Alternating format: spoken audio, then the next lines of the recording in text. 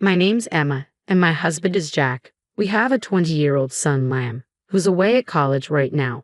We've been scrimping and saving for years to keep him there, cutting corners, skipping vacations, you name it. Also, he could have a shot at something bigger. We live in the house my grandmother left us when she moved into a nursing home. It's large and comfortable, but nothing fancy.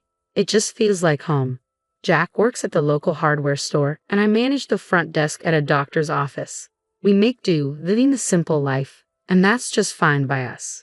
It was a Thursday afternoon, the sun hanging just right, making me think about calling it a day early. But then Jack's phone rang, cutting through any thoughts of an early weekend. I was chopping carrots, half focused on dinner and half on a list of bills that needed paying, when I heard him answer. "Hello, Mom." "Slow down. What's wrong?" His face went white as he listened. I stopped what I was doing, towel in hand, watching him pace. He ended the call looking shaken. "That was my dad," he said, sinking into the couch like a puppet with its strings cut. "Their business tanked. Bankrupt. They've lost everything, even the house." My heart sank. "Oh, Jack, that's terrible. What are they planning to do?"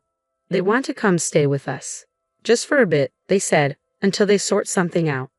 I hesitated, thinking about our already tight budget and the quiet order of our life that was about to be upended. "And what did you tell them?" He rubbed his neck, a sure sign he was stressed. "Told them I'd talk to you first. It's your house, Emma. Wouldn't just spring that on you without checking." Jack's parents, Frank and Helen, weren't the easygoing type, high flyers used to the good life. Our simple setup was miles from what they were accustomed to. "You know how they are, Jack. This house, it isn't their style." I know. He looked uneasy. "But they're my folks, Em. They're stuck." I thought about all the times they visited, noses turned up at our modest living. It was clear they'd be like fish out of water here. But then, picturing them desperate enough to ask for help, my resolve softened. "All right, they can come, but it's temporary, right? Just until they're back on their feet." Jack picked up his phone, dialed, and after a short muffled exchange, said, "Mom, Emma and I talked it over. You can stay here for a bit, but just until you find a place." "Got it. We're not running a hotel." I couldn't hear what was said on the other end, but Jack's tight-lipped, "Yes, Mom, we're clear" gave me the gist. He hung up and exhaled long and hard. "They're thankful, Em. They'll be here next week." Last week, Jack told his folks they could stay with us for a bit, and today, they were moving in. I watched from the porch as two huge trucks rolled up our driveway, and I swear my heart sank. Jack was out there directing traffic like some parking lot attendant, trying to keep a smile plastered on his face. Frank was the first to barrel out of the car, a big grin on his face, clapping Jack on the back so hard you'd think he'd won the lottery and not just moved into his son's house. "Emma, darling." Helen swept up to me, all perfumed and peppy, planting a kiss on my cheek that felt more like a branding iron. "You're an angel for letting us invade like this." I forced a smile, my eyes darting to the mountain of stuff they were unloading.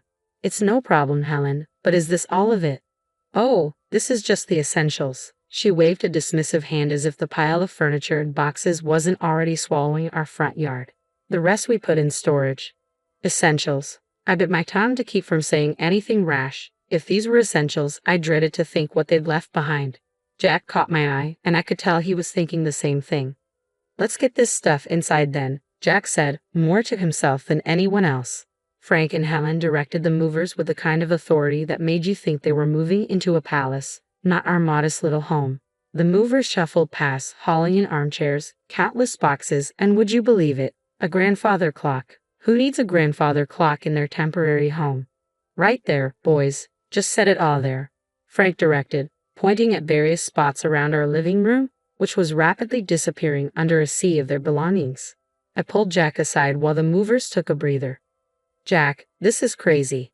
They brought enough to furnish a whole house. Where are we going to put all this?" Jack rubbed his temples. I know. I'll talk to them. Okay, let's just get through today." We retreated as the movers continued their work. The whole ground floor was turning into a replica of Frank and Helen's old house, every corner filled, every space taken over. By the time the movers were done, our once cozy living room looked more like a storage unit. Dinner that night was a chaotic affair. We barely found the table under all the clutter. Frank and Helen seemed oblivious to the mess, chatting away about their journey here. "Emma, you really should try this wine," Frank said, popping open a bottle of something French and probably more expensive than our entire grocery budget for the week. We're so grateful to you both, Helen chimed in, her voice sugary enough to give you cavities. It's just till we find our feet. Yeah, about that, Jack started, clearing his throat. We need to talk about some ground rules. Space is tight and… Oh, don't worry about it, son. Frank waved him off. We'll manage just fine, won't we, dear? He smiled at Helen, who nodded enthusiastically. I glanced around at our cluttered space, the piles of boxes and the fancy ornaments that crowded out our simple decorations. Managed just fine? I wasn't so sure about that. Living with Frank and Helen had been an adjustment, to put it mildly. A few days had passed since they moved in, and just when I thought we'd settled into some sort of routine, the kitchen became the new battleground. It was a Tuesday evening, and I was preparing dinner as usual, something simple and hearty, spaghetti with homemade tomato sauce. As I stirred the pot, Helen walked into the kitchen, her nose wrinkling as if she'd just walked into a barn. What's that smell? She asked, her tone dripping with disdain. It's dinner, I replied, trying to keep my voice steady. Spaghetti night. Spaghetti, she scoffed, peering over my shoulder. Where's the meat? The fresh herbs? This is what you feed us. Jack, hearing the commotion, wandered in, drying his hands on a dish towel. What's the problem? His mom turned to him with a look that could curdle milk. The problem, Jack, is that we're expected to eat this, she said, gesturing at the bubbling pot as if it were a cauldron of poison. I took a deep breath, trying to stay calm. It's what we usually eat. We can't afford steaks and fancy meals every night. Jack stepped between us, his face set in hard lines. Mom, this is Emma's house, and this is what we eat. If you want something else, you're welcome to cook for yourselves. Oh, we will? Helen retorted, her eyes narrowing. And we expect you to provide the groceries we require. We're not used to living like this. I had had enough. Look, I'm sorry you're used to different, but this is what we can manage. Our budget doesn't stretch to luxuries. Frank, who had been silent until now, boomed, then perhaps you need to reevaluate your budget. We're not animals to be fed on scraps. Jack's jaw clenched. Dad, that's enough. We're doing the best we can. The room was thick with tension, everyone's shoulders hunched. Finally, Helen huffed, Fine, tomorrow we'll give you a list of what we eat. You can make sure it's here the next day. True to her word, Helen handed me a list the next day. Marbled beef, fresh seafood, organic this, imported that. I looked at the list, my heart sinking.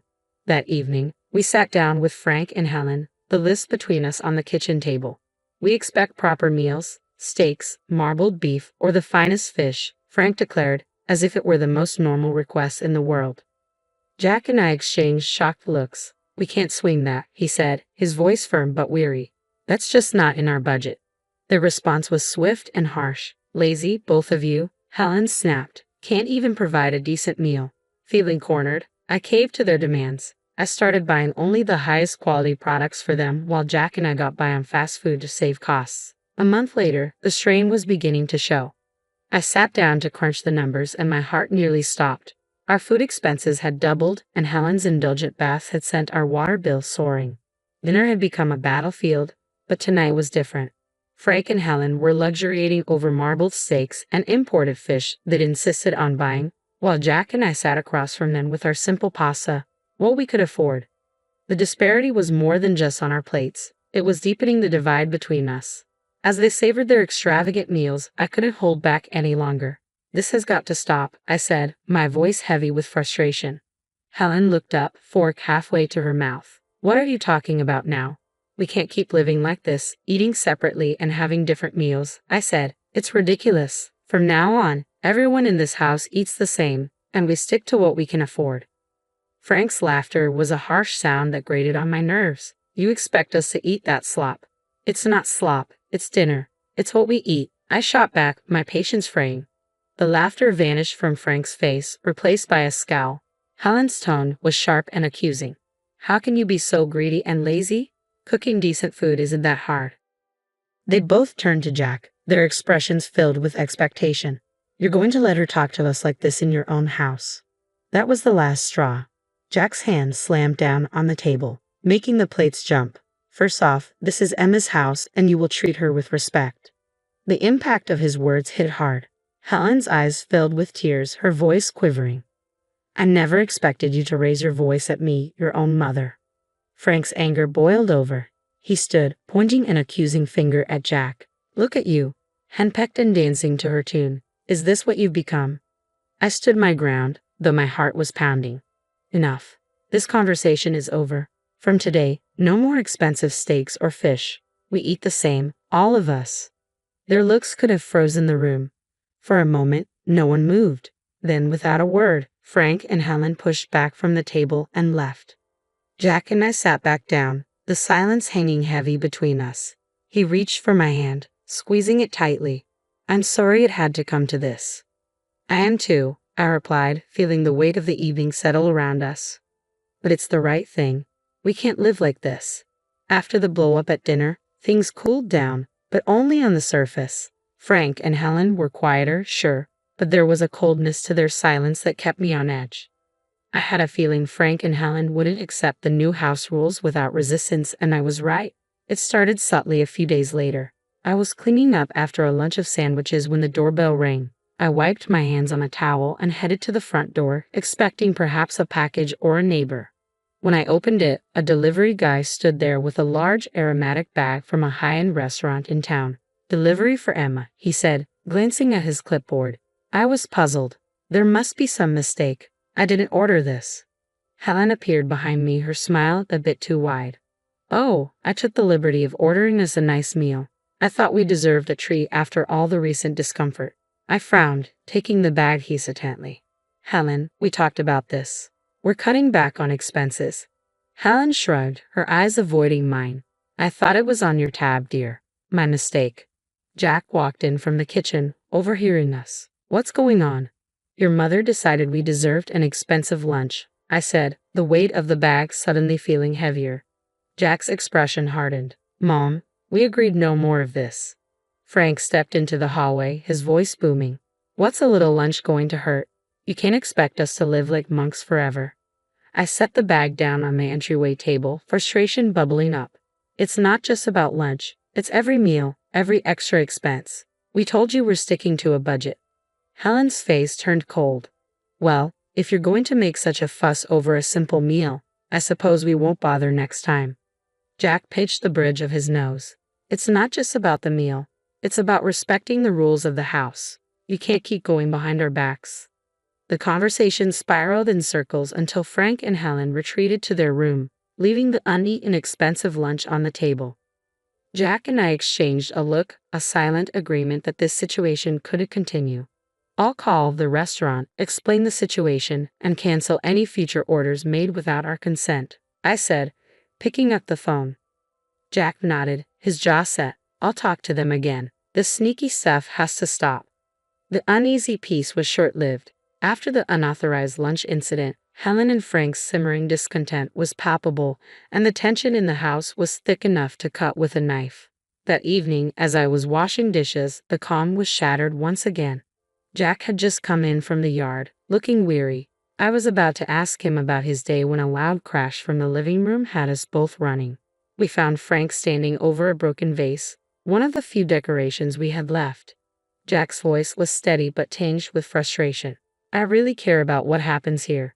Frank barely glanced up, his expression showing minimal regret. It slipped, he said dismissively. His tone wasn't apologetic, it was defiant. Jack bent down to pick up the shattered pieces of the vase, and I couldn't help but add, that vase belonged to my grandmother. It's been here longer than I have.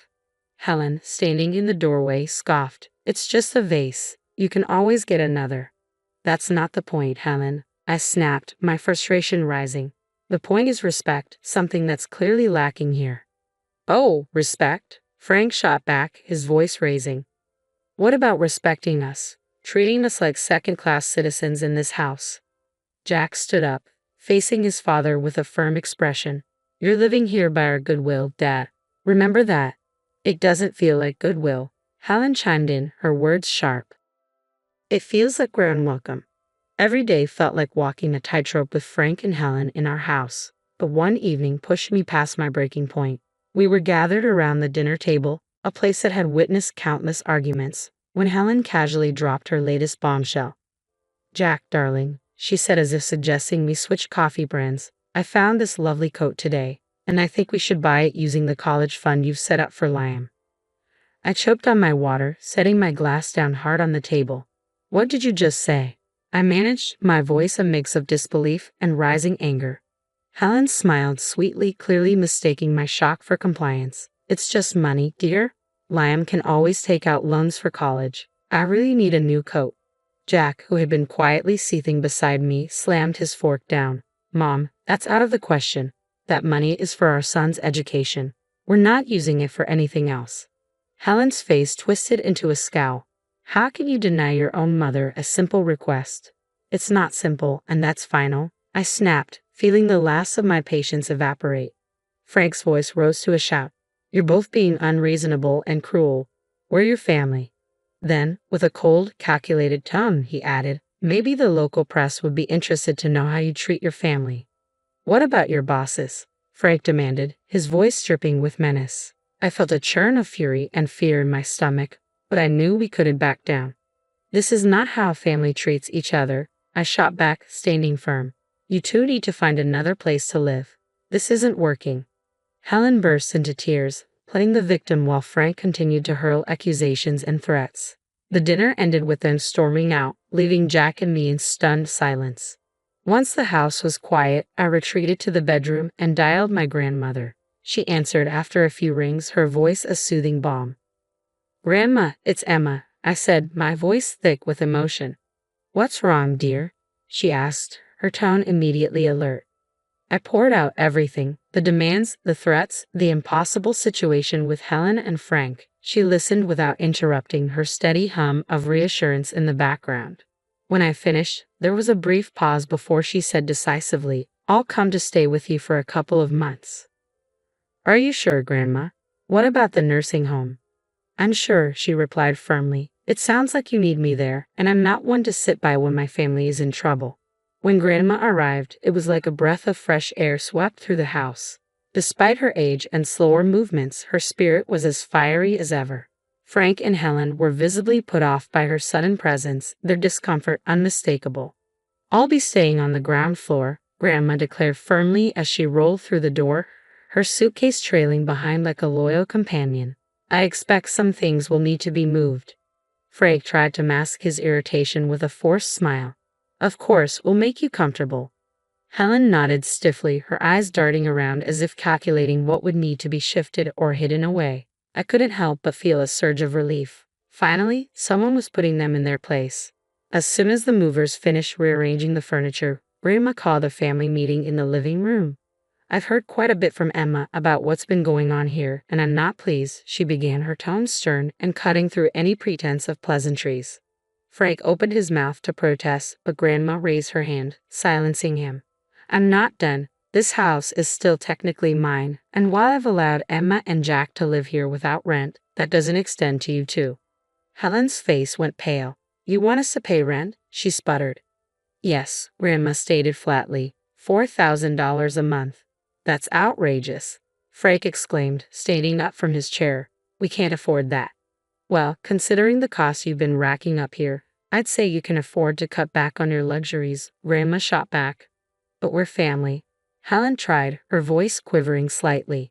Family doesn't exploit each other, Grandma countered firmly. Since you've been enjoying a lifestyle beyond your means on my granddaughter's dime, it's time you start contributing. I think it's only fair, Grandma said firmly. Frank and Helen exchanged glances, their faces betraying their shock as they searched for an escape that wasn't there. And one more thing, Grandma continued, her tone unyielding. If you think the rent is too high, you're welcome to find somewhere else to live. If you decide to stay, you'll need to provide daily assistance, helping me get around, preparing meals, and ensuring I'm well cared for. Helen's mouth moved up and down like a fish gasping for air, her earlier bravado completely vanishing. Frank, who had always prided himself on his independence, looked as though he'd been punched in the gut. Think it over, Grandma said, her voice softening just a touch. I'll need your answer by tomorrow morning. As they retreated to their room, presumably to discuss their limited options, Grandma turned to us with a reassuring smile. Don't you worry, kids. We'll sort this mess out. The following morning, Grandma's new rules seemed to have flipped a switch in Frank and Helen. I walked into the kitchen to find them packing their things, a pile of boxes already forming by the door. "We've decided to move out," Frank announced, not looking up from the box he was sealing. "We found a small apartment. We'll take our things and go." Helen was quieter, busily stuffing items into bags with sharp, quick movements. "It's for the best," she muttered almost to herself, but loud enough for me to hear. The rest of the morning was a blur of activity, boxes and furniture moving out the door. Jack helped more out of duty than anything else. By mid-afternoon, their part of the house was eerily empty, the echo of their departure hanging in the air. Once they had driven off, Grandma, who had been watching quietly from her chair, gave me a knowing look. "Well, that's that then. They'll be all right. Sometimes a little hardship is needed to bring people back to earth." We later learned that Frank and Helen had sold most of their belongings to cover the rent and their other debts. Their luxurious lifestyle had been trimmed down to essentials, much like their new apartment. Grandma stayed with us for another 2 weeks, a comforting presence in the house. When it was time for her to return to the nursing home, I felt a mix of sadness and relief. "Thanks for everything, Grandma. We couldn't have managed without you," I said, driving her back. She waved off my thanks with a chuckle. "Oh, nonsense. You're stronger than you think. Just remember to stand up for yourselves. No one else will do it for you." After saying my goodbyes and promising to visit soon, I returned home to find the house seemed bigger and quieter. That night, Jack and I sat on the porch, the cool, pleasant evening air racking around us. Life had thrown us a curveball, but we had caught it, dealt with it, and were ready to face whatever came next. We knew we could handle it together, with or without anyone else's approval.